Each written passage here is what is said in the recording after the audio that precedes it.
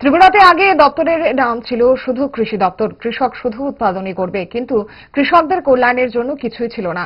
এজন্য বর্তমানে দপ্তরের নাম পরিবর্তন করে এখন নাম রাখা হয়েছে কৃষি ও কৃষক কল্যাণ দপ্তর। তার মুখ্য উদ্দেশ্য হচ্ছে গ্রাম গরিব কৃষকদের আর্থসামাজিক উন্নয়নের মাধ্যমে দেশের মধ্যে ত্রিপুরাকে কিভাবে মডেল রাজ্য বানানো যায়, তার জন্য রাজ্য সরকার বিভিন্ন পরিকল্পনা নিয়ে কাজ করছে। এর মধ্যে কৃষকদের পাশে থেকে ইঞ্জিনিয়ারদেরও ভূমিকা নিতে হবে। সোমবার কৃষি এক্সিকিউটিভ ইঞ্জিনিয়ার মোহনপুর ডিভিশন অফিসের উদ্বোধনী অনুষ্ঠানে কথা বললেন রাজ্যের কৃষি ও কৃষক কল্যাণ দপ্তরের মন্ত্রী রতনলাল নাথ।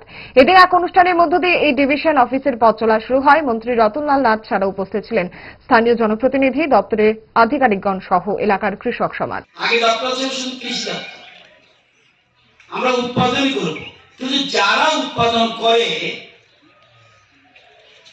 তাদের কল্যাণের জন্য কোনো কিছু ছিল না। এই জন্য দপ্তর নামটাই পরিবর্তন হয়েছে কৃষি এবং কৃষক কল্যাণ দপ্তর।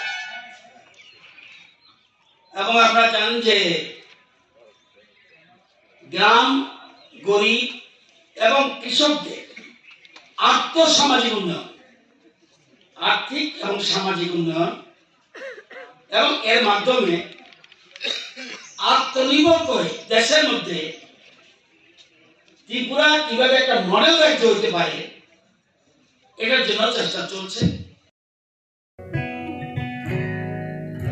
জুড়ে থাকে বাঁধন আপনার চেয়েও আপন, জুড়ে থাকে বাঁধন আপনার চেয়েও আপন, আপনার চেয়েও আপন।